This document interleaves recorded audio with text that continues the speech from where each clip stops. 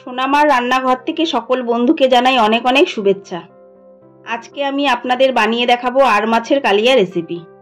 তবে চলুন বন্ধুরা দেখা যাক। প্রথমে 7 পিস আর মাছ ভালো করে ধুয়ে পরিষ্কার করে লবণ হলুদ মেখে 10 মিনিট রেস্টে রেখে দিয়েছিলাম। এখন একটা মশলা বানিয়ে নেব।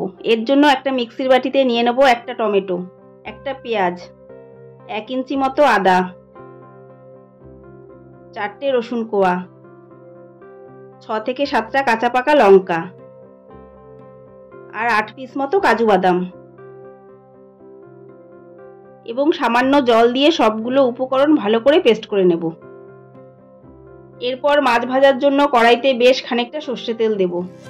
তেল গরম হলে আমি যেই মাছগুলো ম্যারিনেট করে রেখেছিলাম 2 বারে ভেজে নেব। বন্ধুরা, এই আর মাছ ভাজার সময় আমাদের একদম সতর্ক হতে হবে, কেননা আর মাছ ভাজার সময় প্রচণ্ড তেল ছিটকায়, তাতে মুখে বা গায়ে তেল ছিটকে আসার সম্ভাবনা থাকে। তাই সমস্ত মাছগুলো আমি খুব সাবধানে ভেজে তুলে নিলাম। এবার ফোড়নের জন্য দিয়ে দেব একটা তেজপাতা, একটা শুকনো লঙ্কা, গোটা জিরে, গোটা গরম মশলা। ফোড়নটা 30 সেকেন্ড ভাজবো। এরপর দিয়ে দেব একটা বড় সাইজের পেঁয়াজ কুচি।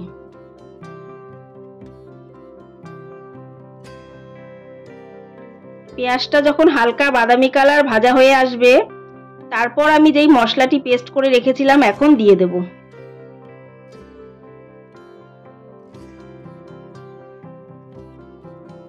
কাঁচা গন্ধ যাওয়া পর্যন্ত বেশ কিছুক্ষণ মশলাটা ভেজে নেব। বন্ধুরা, মশলা যাতে কড়াইতে লেগে না যায় এর জন্য আমি মিক্সির বাটি ধুয়ে সামান্য জল দেব। এরপর দেব 1 চামচ হলুদ গুঁড়ো, 1 চামচ কাশ্মীরি লঙ্কার গুঁড়ো, 1 চামচ ধনে গুঁড়ো, 1 চামচ জিরে গুঁড়ো আর সবশেষে দিয়ে দেব স্বাদ মতো লবণ। সকল উপকরণ ভালো করে মিশিয়ে নেড়েচেড়ে 2 মিনিটের মতো কষিয়ে নেব।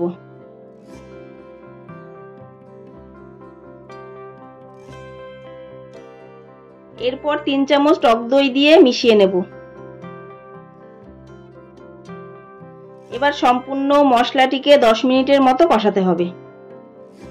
যখন মশলা থেকে সম্পূর্ণ তেল ছেড়ে দেবে তখনই বুঝতে হবে মশলাটি আমাদের সম্পূর্ণ কষানো হয়ে গেছে।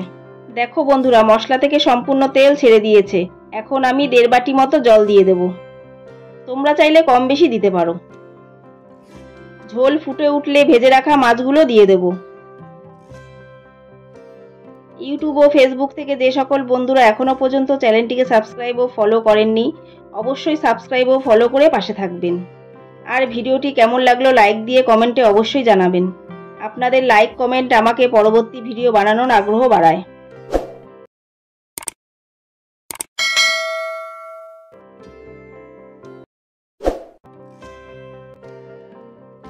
এরপর ঢাকা চাপা দিয়ে 10 মিনিটের মতো রান্না করে নেব।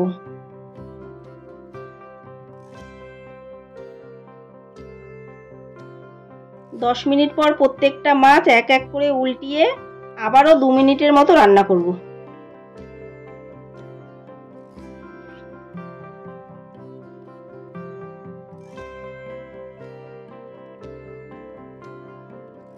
রান্নার স্বাদ বাড়ানোর জন্য সবশেষে দিয়ে দেব গরম মশলা গুঁড়ো। নেড়ে চেড়ে ভালো করে মিশিয়ে নেব।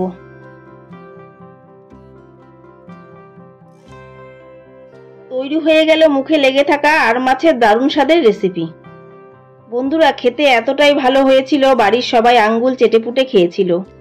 তাই আপনারাও এভাবে বানিয়ে বাড়ির সবার মন জয় করে নেবেন।